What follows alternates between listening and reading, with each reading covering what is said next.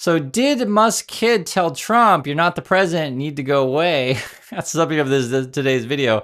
And in fact, this becomes more and more of a clown show. First, have a watch. To restore democracy. This may seem like, well, aren't we in a democracy? To restore democracy. This may seem like, well, aren't we in a democracy? So when I first saw that clip that's going around social media, I actually wasn't sure, is this real? Is this not real? And so I did some digging. I found the full clip. You can see it for yourself. And when you see the full thing, you say, okay, this is real. Have a watch. So at a high level, if you say, what is the goal of DOGE and I think a significant part of the presidency is to restore democracy. This may seem like, well, aren't we in a democracy? Well, if you don't have a feedback loop, okay, we would have to, if you sorry. Tell you, gravitas can be difficult sometimes. And so we'll debate whether or not the kid said, you're not the president, you need to go away. However, if you put this in context, you'll see the kid is definitely talking to Trump, saying stuff. And here he looks like he's saying to Trump to basically shush your mouth, be quiet kind of stuff. Have a watch. Partnership with the agency heads, and I checked frequently with the president to make sure that this is what the president wants to have happen. So we talk almost every day, and there are sort of checks in place. So it's not just us just going in and doing things willy-nilly. It's in partnership with the agency heads, and I check frequently with the president to make sure that this is what the president wants to have happen. Prices from one year to the next are the same, and they're. So overall, the stuff is pretty insane. And when I first showed my wife these things, the first thing that she said was that kids mirror their parents, right? So people around Musk, maybe Musk himself, are saying these kind of things, right? Be quiet all the time. Trump's not the president. And it's interesting because my wife said, and I always ask my wife these kind of opinions on this stuff. She was saying, kids don't really even have a concept of what president is necessarily, right? Because Musk kids are still pretty young. But again, he's probably just repeating what's going on in Musk circles. So I'd like to get your guys' opinion on this stuff. And I also want to fill you in on what's going on in their plans. It just keeps getting worse. I'll say this. That little episode with Musk kid in the White House, it just shows how dysfunctional this stuff is. It also shows essentially how much corruption there is. It's nuts, right? And now the question is, how much benefit will Musk and Musk companies get from buying a presidency? This is something that was circulating today, and this is an interesting one.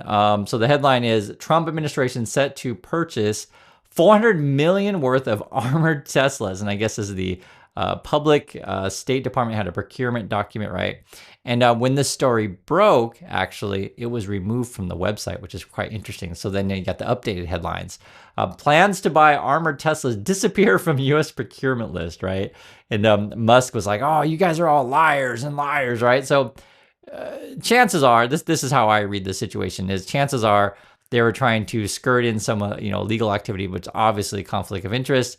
And when they're called down on it, they remove from the website and then call everyone a liar.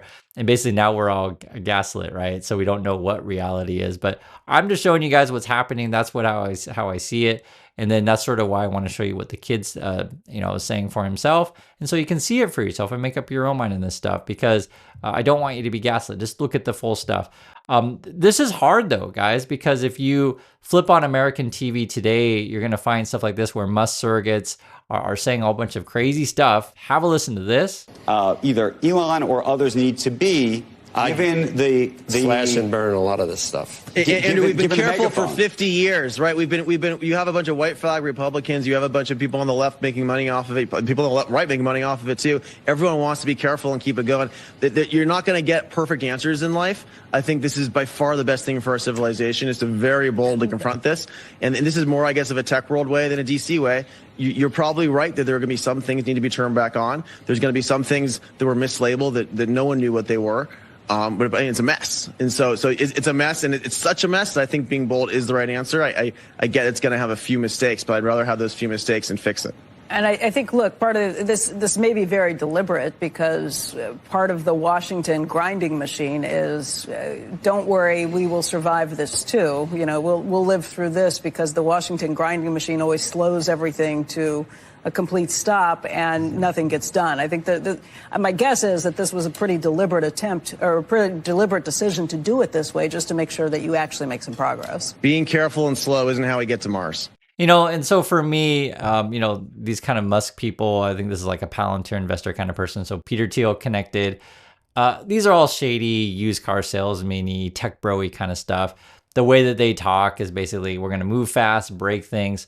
The problem is if you bring that philosophy to people's, you know, Social Security, to people's VA benefits, Medicare, it's a recipe for disaster, to be perfectly frank. If you screw up something for 1 month, 2 months, you're putting people's lives on the line.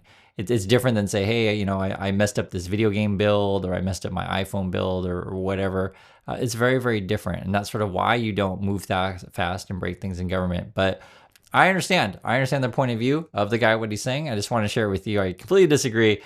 But, you know, yeah, each to their own. And this is sort of the fights that we're having right now in USA. What is reality and how should things be run?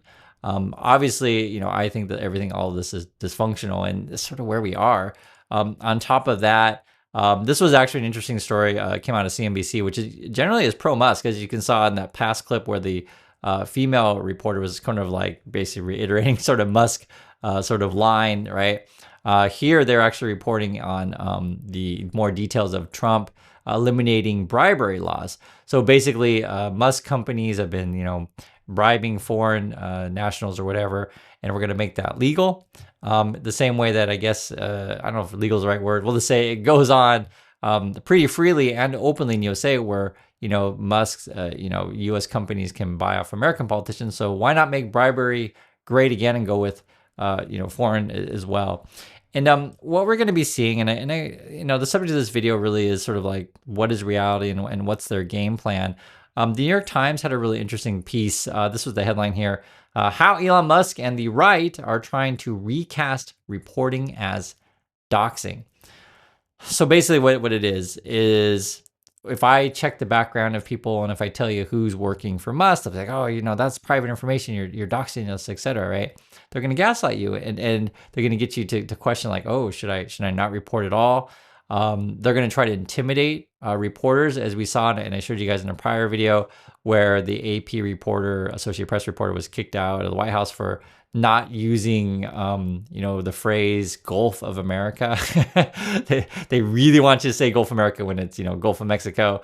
And you know, they're like, oh, why don't you dare? How dare you say it? But that's sort of the control that they're going to want on people, and they're going to be like, okay, you can't look into any of our people or any of our corruption. You're just doxing private stuff.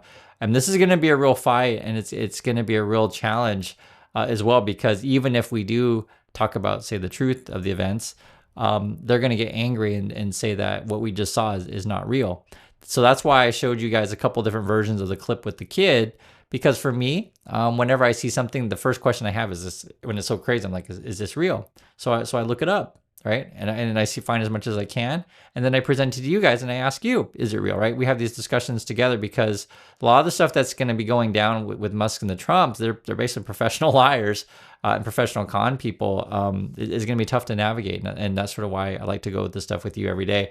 It's my sanity and hopefully for your sanity, because I know, and I mentioned before where so many of you in the community have said you go to work sometimes and you might work with Trumpers, and it's like hard to have these conversations with Trumpers, so better just don't mention stuff. But sometimes, you know, you may have a Trumper in the family where you feel like you have to talk about these sort of things. And it's like, how do you have conversations when they're living off in some fantasy land? And my opinion always is to stick to like really simple facts that they can't dispute. Like, hey, show the video to the kid. What do you think? Right? That kind of stuff. And I think that gets them going. Or something like this, for example, I guess Musk's DOGE hacker team, they're going to be heading off to NASA.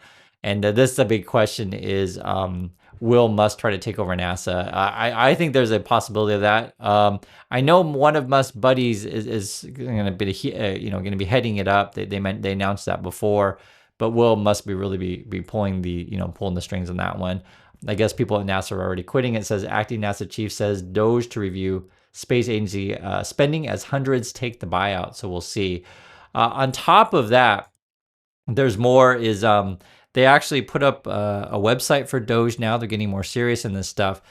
But oftentimes, like the stuff that they do, I'll just be perfectly frank with you guys, they have bad arguments and they target low IQ people. They're perfectly frank. And I know I'm a little bit mean there, but this is what they put on their website. They put, oh, okay, unconstitutionally indexed as it reads as 18.5.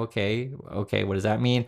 And basically they're saying the more rules there are, the more unconstitutional stuff is, which is frankly ridiculous to saying that more rules equal unconstitutionality. Now, I understand their point of view. They're talking about rulemaking. So basically when you pass a law, then agencies go through and come up with like, how to sort of carry that out. In Musk's point of view, I'll just kind of give you an example. So let's say I'm determining the type of cars that can be on the road, and Congress passed a law, just for example, and it's kind of somewhat vague language that says, hey, cars can only go a certain speed and be a certain weight, and if they damage people or hurt people, right, they are not legally viable on the road. And then when you go through and make the rules, they may go into like really specific weights and then really specific materials and like really specific things, etc. The point being, though, the reason why you have all these rules, and oftentimes actually many of these rules, when a politician writes them, they're in conjunction with the agency, and sometimes if it's like a lobbyist writing said bills as well, it can get really quite complicated. But there's reasons for this stuff because the world is a really complicated place. For Musk, he wants to just basically eliminate all rules. That's essentially what that is. And so when people look at these kind of charts, will his followers like say, oh yeah, too many rules, just get rid of them all, right? Casinos don't need rules, and banks don't need rules. Nobody needs rules. Let's just go back to the Wild West. And I just, when I see this stuff, I just feel like, do people really buy this stuff? Like, for example, they're saying, okay, there's too many words when we talk about regulations. Oh yes, let's just cut all the words we can. It's like, it's just, I don't know what to say. You either can understand and see right through this stuff, or you can't. I just point out what's on their website. So that's what they got. They say they're going to put more in there, but we'll see. Elizabeth Warren's already saying they're going to be writing a letter to challenge these things. And she's actually really quite concerned, and I'm concerned as well. I think these are the big ones, is messing with our banking laws and consumer protection laws. Essentially, Musk wants to build a super everything app and be your bank, be your crypto thing, be your dating app, etc. And then he's going to attack the regulators that would regulate him, which would be the Consumer Financial Protection Bureau. So there's that. This is all the stuff going on right now. I'm just trying to keep you guys updated. On top of that, I guess the White House is now announcing layoffs. The goal of Musk and Trump is to lay off 30 to 40% federal workers, something in that range, something like that. And they're running into a lot of problems because there's a lot of legal issues with this stuff. With everything they do, there's legal issues with these things. Basically, they've been sending out a ton of emails. Sometimes they'll send out to employees. It'll say you're fired. Then they'll send it out again. Oh, you're not fired. Then you get a third email. Oh, you're fired again. And it's like people don't know what to believe anymore. Like it's frankly insane. Sometimes it'll have your name on it. Sometimes not. And then on top of that, you may not even know if who to ask, because like you may not get a response from HR, or your supervisor's been fired and you can't ask them. It's no way to run a company or a business. I just think this whole thing is absolutely nuts, and it's frankly dangerous. But that's what they want. They want to scare people. They want to get rid of as many people as they possibly can.